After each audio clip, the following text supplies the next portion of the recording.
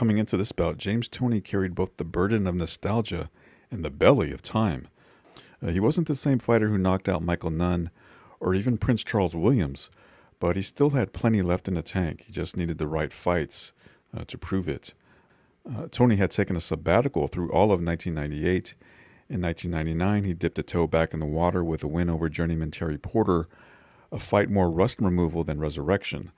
Now comes a sterner test. Adolpho Washington, a former cruiserweight champion.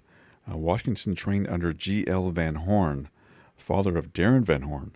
Washington had been friends with Darren since they were 12 years old, but his early promise flickered, as like Toney, his discipline was always a question mark. Despite this, he did earn a shot at Virgil Hill for the light heavyweight crown.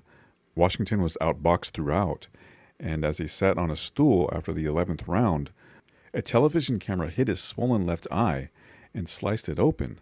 With blood spilling and the final round scrapped, the fight went to the scorecards. Hill, ahead on points, walked away with the win. But Washington returned and notched a few decent victories. A stoppage over a past his prime Iran Barkley, a decision over Drake Thadze, who would later upset Toney himself. But perhaps the biggest feather in his cap was an upset win over the hard-punching David Isaac Weary. It was that win that set the table for his crowning achievement, winning the IBF Cruiserweight title. But the high was brief. Washington lost the title in his very first defense, and his record has since gone gray around the temples, 4 losses in his last 5. He was still respected, still dangerous, but his role was cemented, especially here. He was the B-side. So this was one of those fights that was about trajectory. For Toney, it was a test of whether his skills could still produce a future. For Washington, it was a chance to halt the skid, to reclaim some foothold in a sport that rarely offers second chances, let alone thirds or fourths. Trying to show you he's coming to war. Comes with Army fatigue shorts.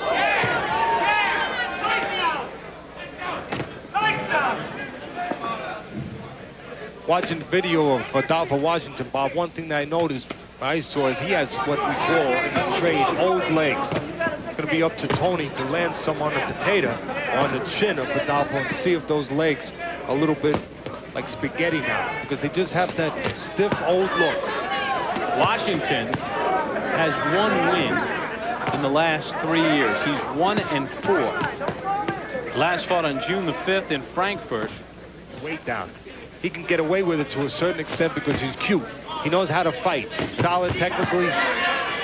Good hand speed is still there. In fact, when he steps up in weight, his hand speed will be even better because the other guys aren't going to be as fast. They're just going to be a little stronger.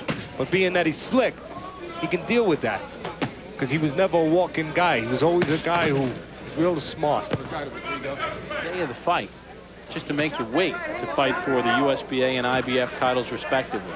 The work ethic for both these guys have hounded them, have haunted them, have kept them from maybe being really special, or obviously have hindered them when they, in some of their problems in their careers, as far as when they've had their couple of losses, especially as you said with Adolpho Washington. 2 of his losses, as you said, he had to lose weight at the weigh-in, which is just work ethic. And if he had to lose 2 pounds, that means he was probably 8-9 pounds over. Fairly even first round. 2 underway. Toney in the camouflage, Washington in the black. Punch numbers in round number 1. And you see that Toney landed 4 more punches, landed some of the better shots in that round. Good left hand to the body. That right hand count has been effective early on. Now Toney's turning southpaw, but he just for a second went right back. You better watch he doesn't switch right in front of Washington. While he's switching his legs, he can get caught because he's not ready to defend. But Toney's been effective with that right hand counter when Washington has left that jab out a little too long. Blood from the nose of Washington. You can see Toney wants to work for that body. He's going to the head just to pick up the arm of Washington and then bringing that quick, short left hook back to the body. He's real good at that. Teddy, we've seen as Toney has obviously grown in weight over the last 3 years or so, 4 years, that he'll settle for inactivity for the better part of rounds and then look to steal rounds against lesser opposition. would seem to me that if Adolpho Washington makes a commitment to go for Too much. And he can be out hustled. That's what happened, I believe, in the Montel Griffin fights. Even though they were real close fights. Defensively, he got so involved in making the guy miss that he forgot to come back sometimes. He admired his work a little bit too much. Right now, he's doing that.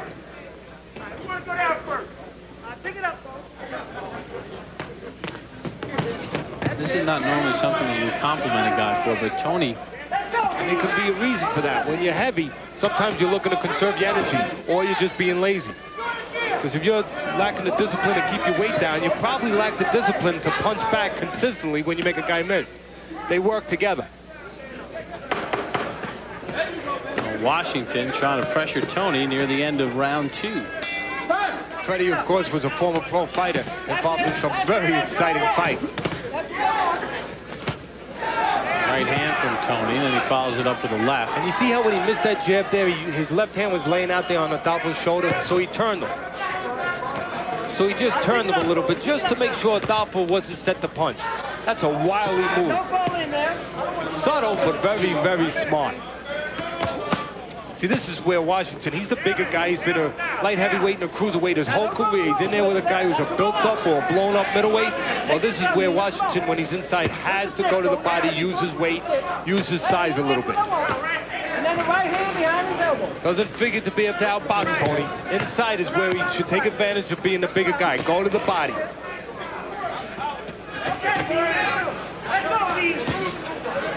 With all the subtle skills that you referred to that Toney possesses, the slipping, the turning, being able to fight flat-footed, so on and so forth, I just wonder if he's able to keep the weight under control, how good he could be. Well, it's not just about all the talent, all those things. Part of it is about having character, having discipline, having a work ethic, having a proper attitude. That's as important as speed, power, and anything else. Toney scoring on the inside and smothering Washington's punches. Scores, and Washington is doing less in this round. If Toney does anything defensively wrong, and he's real good defensively, sometimes he makes too many moves. Instead of making a move and bang, taking advantage of it, he'll make too many. And that gives Adolfo a chance to get punches off and get out before something comes back. There goes a mouthpiece. I believe it's Adolpho Washington's mouthpiece, but we'll find out in a second. The referee's going to wait for a low in the action to give it back. Toney doing good work inside here, working that uppercut. He's letting Washington walk into uppercuts. He's walking forward. Toney's giving a little ground like that and throwing punches. That's smart. Don't push against the guy. Just let him fall into punches. He's able to pick apart Adolpho Washington through the first 4 rounds. He's just faster. He's smarter. He's slicker. He's better. Yeah, he is. And more experience, even though Adolfo is no slouch when it comes to experience.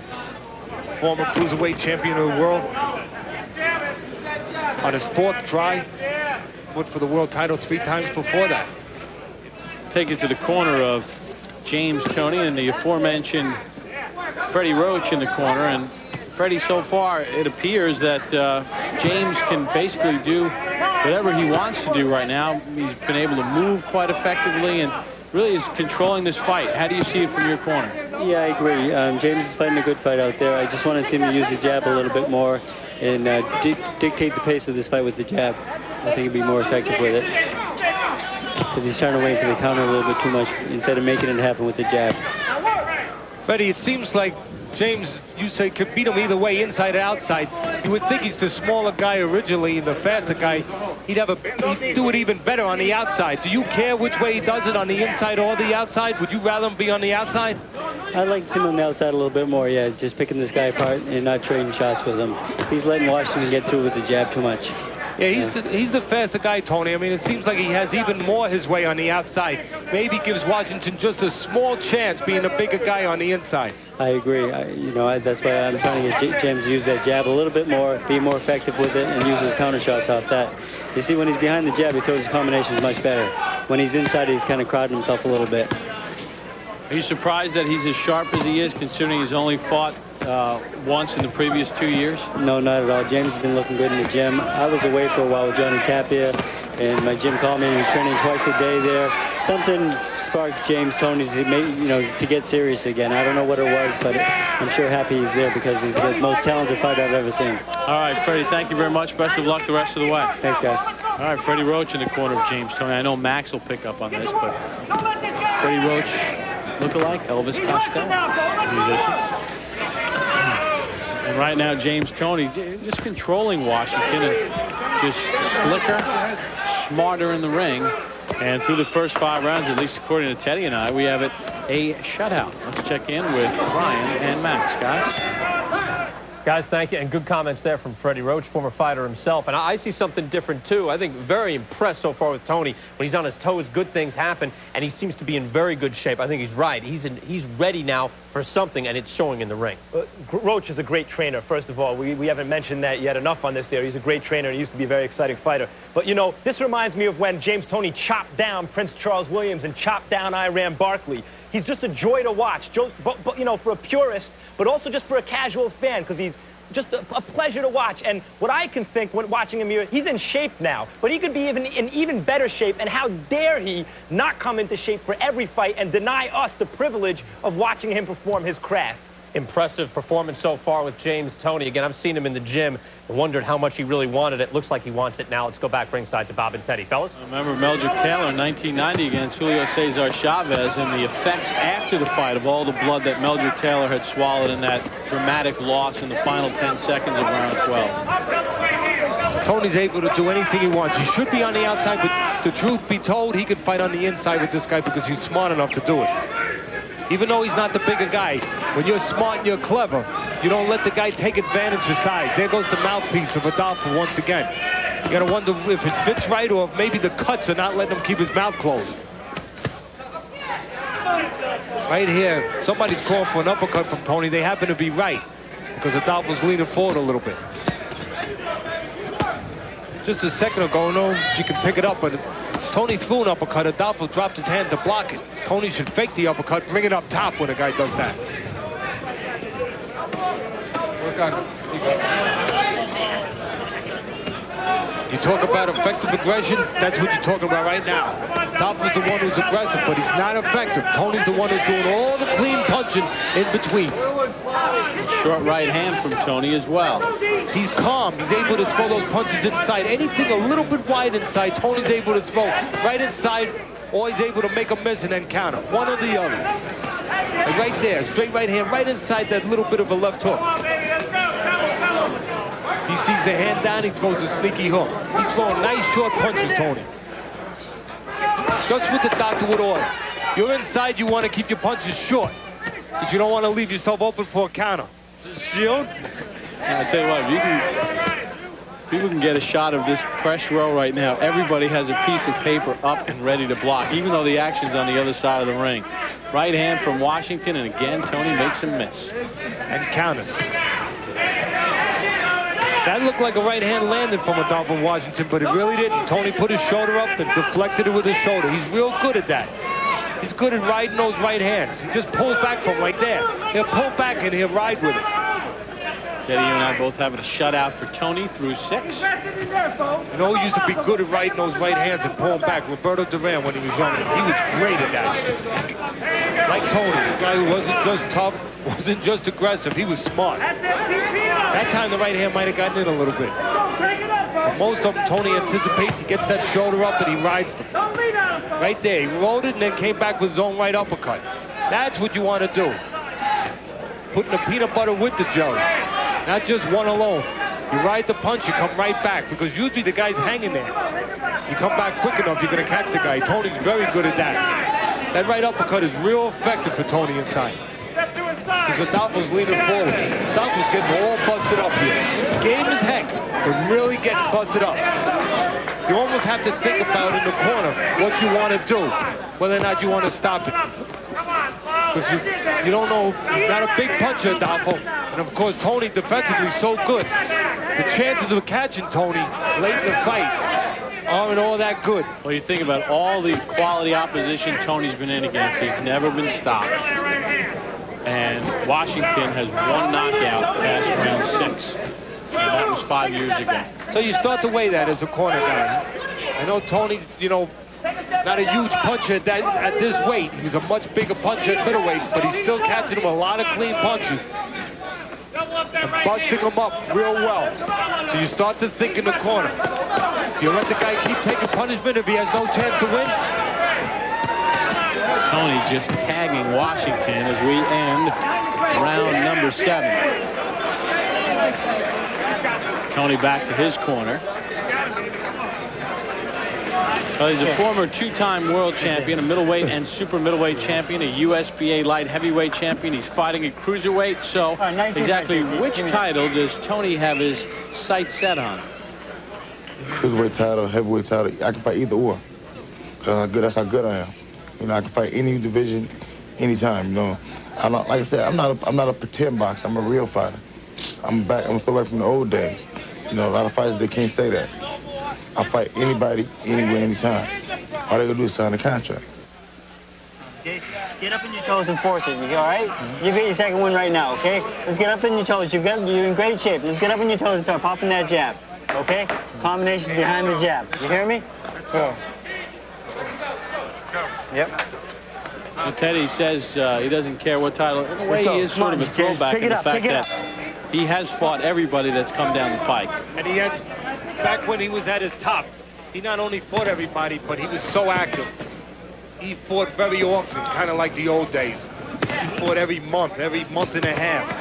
And 10-round fights. Not 6-round or 4-round fights. Like the old days when they used to fight real often. There were always clubs somewhere.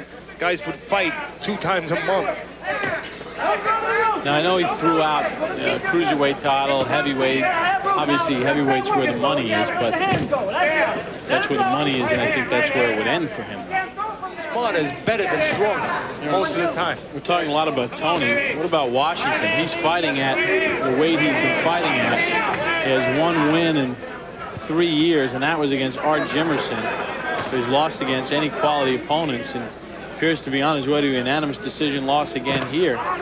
You got to wonder how much longer he's going to keep at this. That's right, and more importantly, Bob, is while he's losing, he's taking punishment. When Tony's lost fights, he hasn't taken big punishment because of his style. Adolpho, of course, he's been taking punishment. So there's only so much of that you can go with. He's shown a lot of heart tonight. There's no denying that. But he's without his mouthpiece once again. He lost his mouthpiece about 30 seconds ago. Anything he gets hit now is going to do much more damage in the mouth. The referee's waiting for a law in action. He's not going to get it to the bell. James Toney continues to bust up Adolpho Washington. Right now, James Toney would be in the clubhouse with the lead. That's a good way of putting it. Because he is busting up Adolpho Washington. And now he's making little movements, too. He's throwing the punches and moving around Adolpho Washington. And Washington needs to have his feet set to punch. Right now, he's able to do that because Tony's laying on the ropes. But Toney gets that shoulder up, slips that right hand right there. See how he dips there a little bit? Gets that shoulder up, lets the right hand go by. The only thing he's not doing that he was doing earlier is coming back with that right. There he did. He must have heard me. See how he can adjust Toney? Now, he's in close quarters there, but he shortens his punches up like that. Nice uppercut. Guy's leaning on him. He's calm. He knows which punches to throw, and that's important. Which punches to throw depending on the situation you're in. He's in a telephone booth when he was over there, so he made them shorter. And it seems so instinctive. It's not even like there's a moment of thought there. They just flow out of his body. Well, he's been doing it long. The old-time trainers used to always say, you want to make it a habit where you don't have to think about it, Bob. Where you There's craftsmanship that a Toney shows? No, because he might go out and start eating too much. He's fighting in a couple weeks right here at Fox. Yeah, he is. No, I would give a take. You're right, Elvira Maricki, a young light heavyweight. He's 9-0 now. He fought last night in Atlanta, Georgia, home of Evander Holyfield. And he got his 9th win. And as you said, he'll be here in Foxwoods on the 14th of August, the same night that Angelman Freddie and Johnston fight. Stevie Johnston, the lightweight champs. We'll have Mark Too Sharp Johnson the night before. End of round 9. James Toney in control. in. Toney has controlled this fight. He has picked apart Washington. He's been slicker, smoother, more accurate. Earlier this evening, Ray Oliveira, unanimous decision against Jihad Salman. And Jill Matthews, a majority decision against Lori Lord.